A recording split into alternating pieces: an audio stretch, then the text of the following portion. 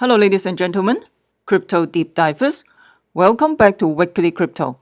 Today, I'm going to talk about the corona epidemics, how you can prevent yourself from the coronavirus.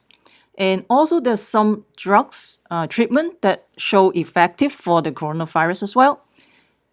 In case you haven't installed the Brave browser, you can check it out. And this serve the internet faster, and also you can earn basic attention token as well. If you're interested, you can click the link below. Of course, you can also follow me on Twitter, library.tv and bitcher.com. Library.tv is a decentralized YouTube. And right now, everything is so centered right now. It's so centralized. Like, for example, Facebook, YouTube, everything is so centralized. So they can censor your voice anytime they want. So that's why you need a decentralized YouTube. If you're interested, you can go to library.tv and join the movement to decentralize the YouTube. So let's talk about the coronavirus. So this is like right now it's almost 18,000, 17,000, and the death toll is only 362. This is the official record, probably from China. But of course, this number is very underestimated, as I have been mentioned on day one. And the reason why is because it looks like the Chinese government do not give out the test kit to the hospital for testing. And I think every day the hospital only got 2,000 test kit. So how about the rest of the people who doesn't have, who couldn't be tested? Then they may potentially got the virus, and some people may pass away because of coronavirus because they have not been tested. So those number is out of the system. So another thing is like in Wuhan, they have 11 million people. 5 million people left Wuhan before the lockdown. So they have 6 million people in the city. So 6 million, for example, we discount by half, 3 million. 3 million may be potential carrier. And out of 3 million, we discount by half again. 1.5 million may be potential, will have some symptoms showing eventually. And then they get so sick, they have to go to the hospital. And when they go to the hospital, do you think the hospital has the capacity to handle all this patient? No, right? They send them home, and maybe 30% of the patient got admitted. And those patients, out of the 30% got admitted, not everybody got the test kit to test. So maybe less than half of them got tested.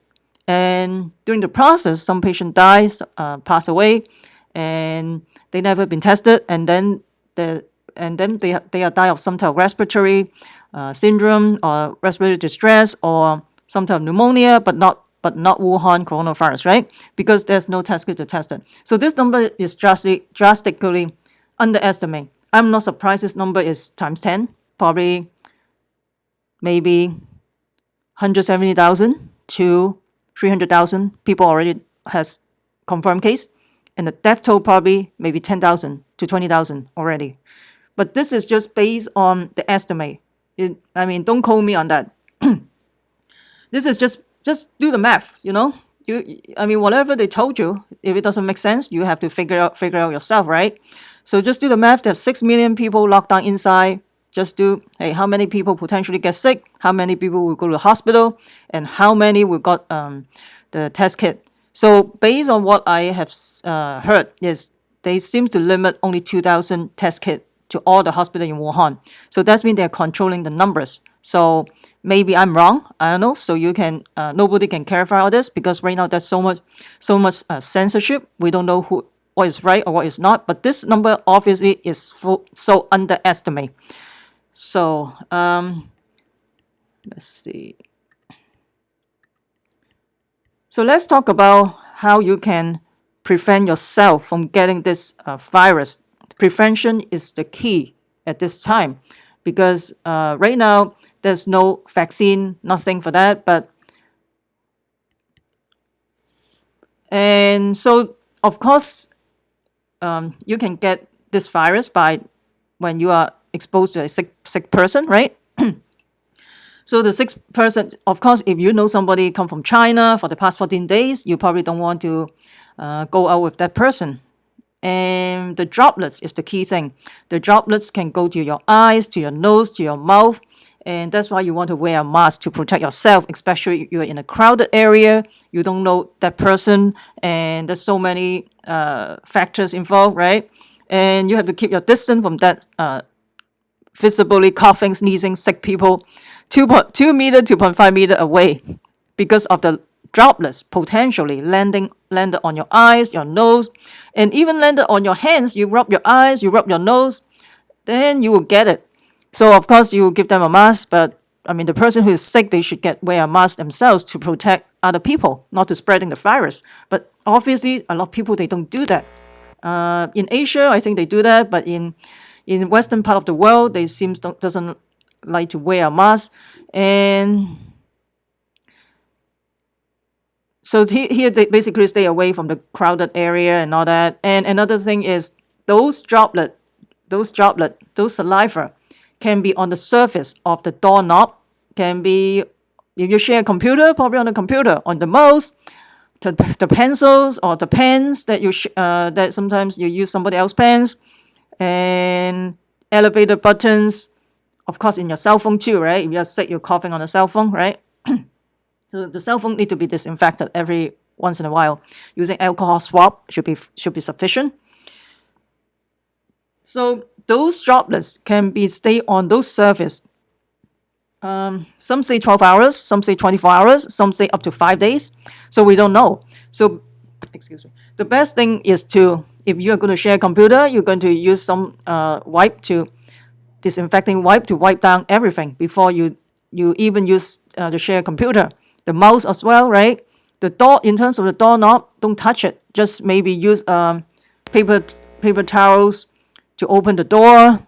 Use your elbow to open it, or and obviously don't rub your eyes, your nose, your ears, your face, because it may potentially get to your system. So this is go through the mucous membrane. So here they're basically saying that it can last up to 24 hours, but it could be longer.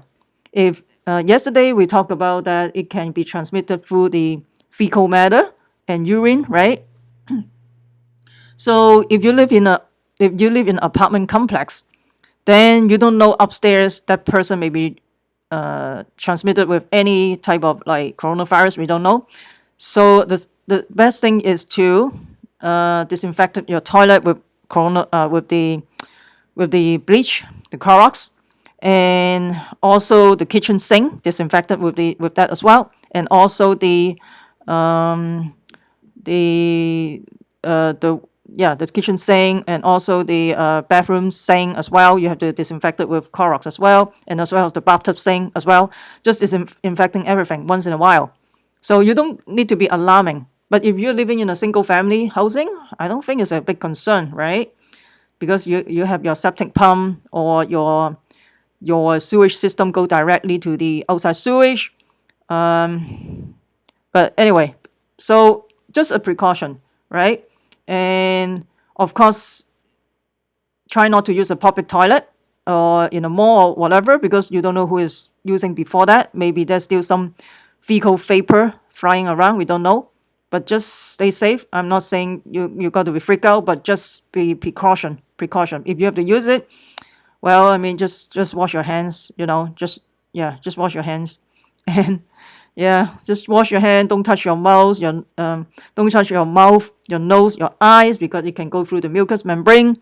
And another ironic thing is, I talked about that in my previous video. The infectious disease profession, the expert from Beijing. He went to visit the Wuhan hospital, right? He tried to help out and all that.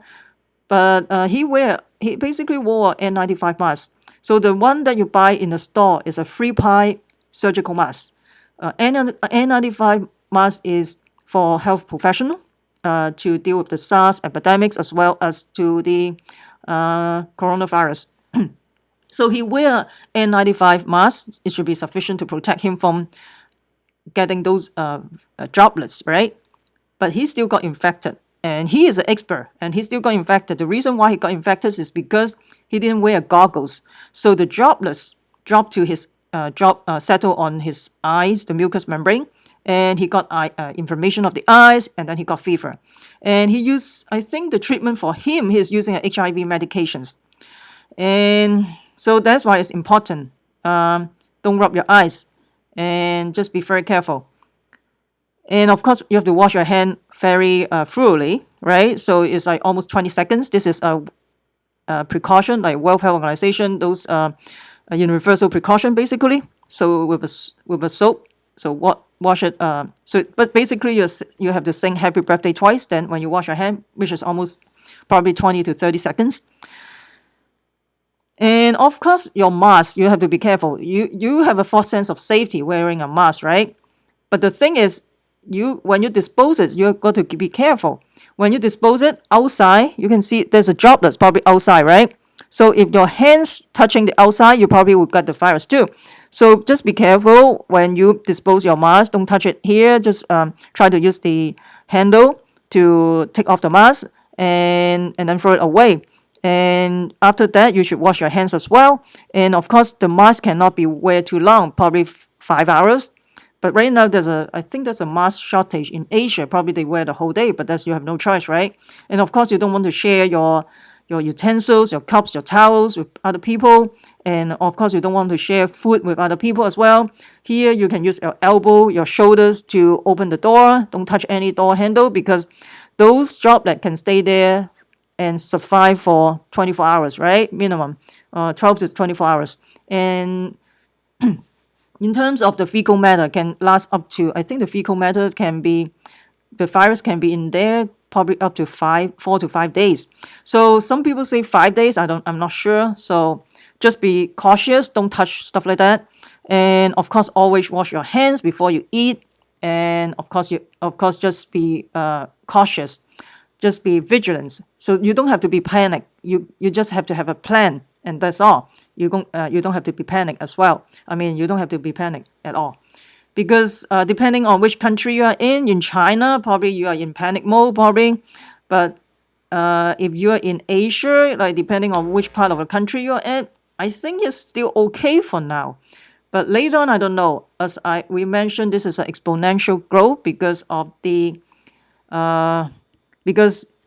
exponential growth. The reason is because when they lock down the Wuhan city, 5 million people already left. Those 5 million people can be potential carrier or spreader. Some may be a super spreader. So typically, one spreader can spread to like 3.6 people. Some studies say 2 people. So maybe 2 to 3 people. So you can see 5 million people.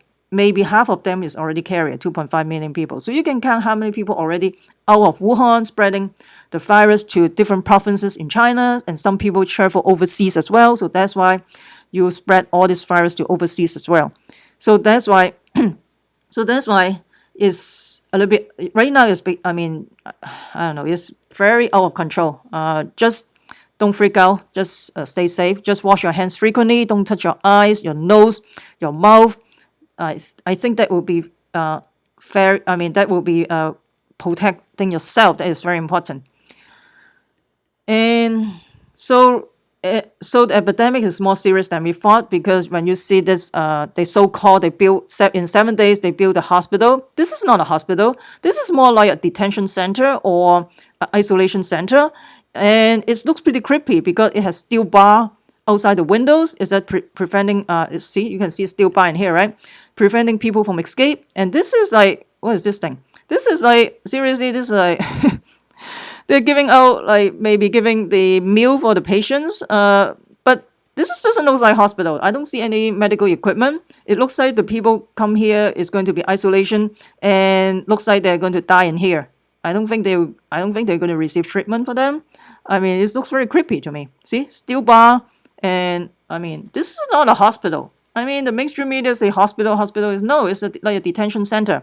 It's a concentration camp to me, and the scary part is right now, this facility is run by the People Liberation Army.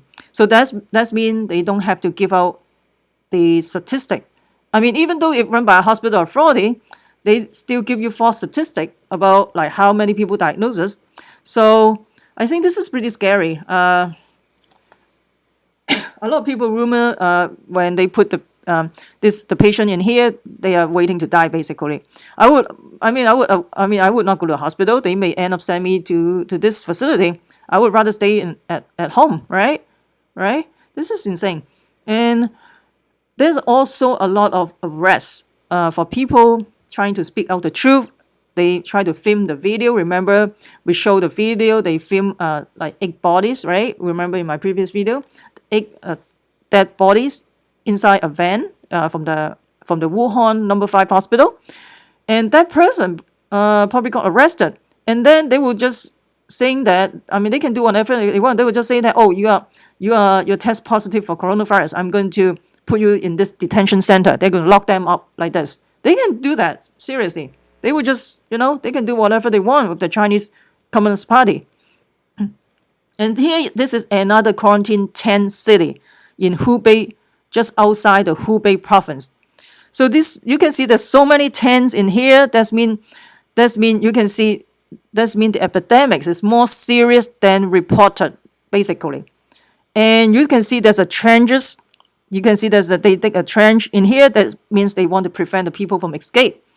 And this is pretty scary, like a detention camp or whatever. It doesn't look very warming at all. It looks like, I don't know, it looks very creepy to me. Unlike the other facilities, it's like in Pakistan or somewhere, people are dancing inside the facility, and they seems not in an isolation camp. And here they suspect a person has coronavirus. They want to quarantine that person, but who knows? Maybe he's a dissident. That person is a dissident. That person tried to speak the truth, right? And they got arrested. You never know. And of course, this is a very common phenomenon in China. People pass out on the street, or they already dropped dead. You don't know.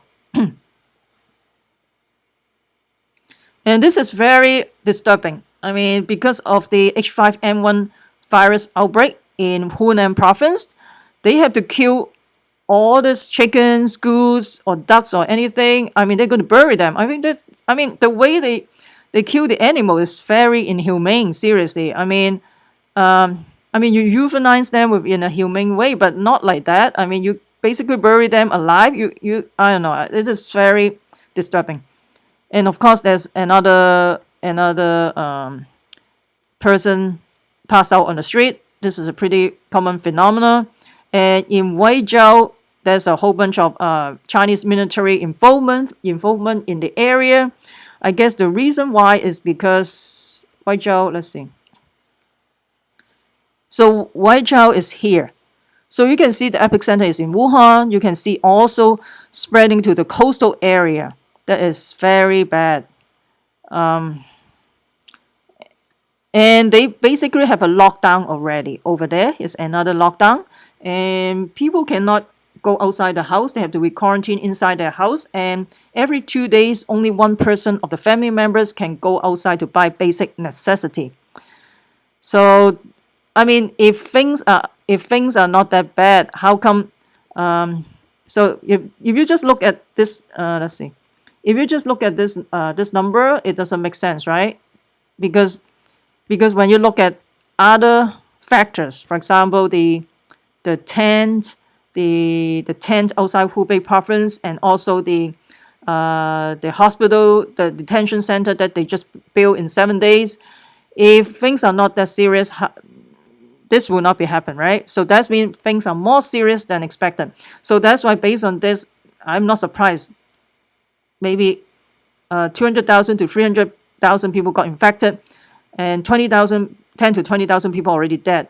And then they have to dispose of that body too, right? And that's why the cremation center has to be open 24/7.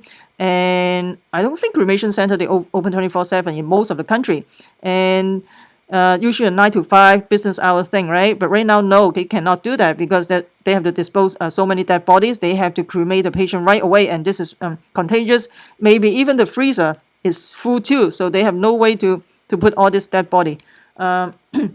Things are getting more out of control over there. And I already tell people on day one, when people are still joking about this coronavirus, when the case is less than 3,000, I said this is just the beginning, and this is exactly what happened. But there's some good news. So Thailand, they just try a cocktail of medications for the coronavirus. So the medication they try is Calitra, is a HIV medication. It's a combination, lopilavir. And this one is the Tamiflu, basically. Tamiflu is for SARS, right? So they use a combination of the HIV medication and the antiviral medications for the patient. Based on preliminary information, it looks like it's effective for the treatment of the patient. And another drugs they can use is remdesivir. This is still in investigational drugs. This is still in clinical trial. And the clinical trial that they did is for E. coli patient, but they failed to show effectiveness for the E. coli patient. Now they're trying on the coronavirus. It seems like there's some effectiveness because it's based on this case, based on the first case of coronavirus in the U.S. That remember that person is in Seattle, Washington State.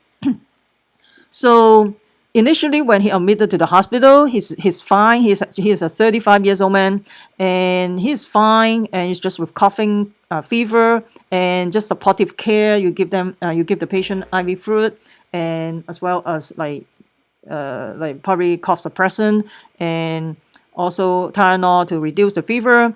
And by day six, his symptoms, I think his condition is deteriorating, and so that's why they use this investigational drugs. So the hospital communicate with CDC, and then they arrange to get this medication to the patient because the patient get worse, so they have to use it. And looks like after the treatment with remdesivir, and looks like the patient right now the patient has no more fever, and things are improving with that patient. So that's why they're going to do a clinical trials in China. And of course, the drug is from Gilead Science. Of course, the stock is pumping already. So anyway, so this drug is initially used for E. coli, but it doesn't show any effectiveness in E. coli. But now it's using in coronavirus. It seems like based on just one patient in Seattle, it looks like it shows some effectiveness for the coronavirus. So that's pretty much. And let me know what you think about this coronavirus. Do you think that will bring down the global economy eventually? And do you think China is telling you the truth? All these numbers that they are showing here.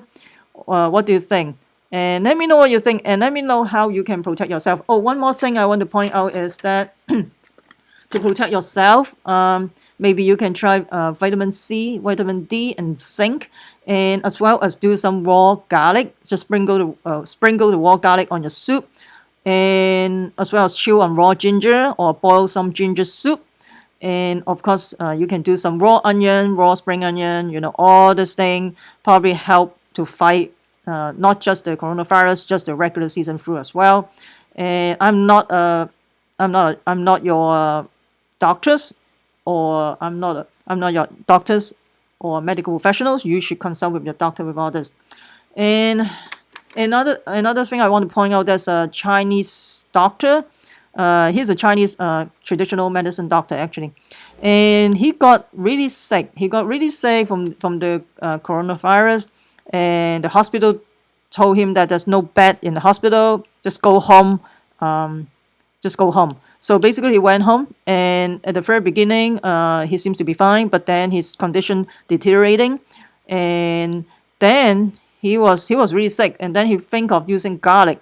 He basically used egg garlic, the whole thing, okay, not just the bowl, right? The whole thing, egg garlic. He boiled some water to drink it.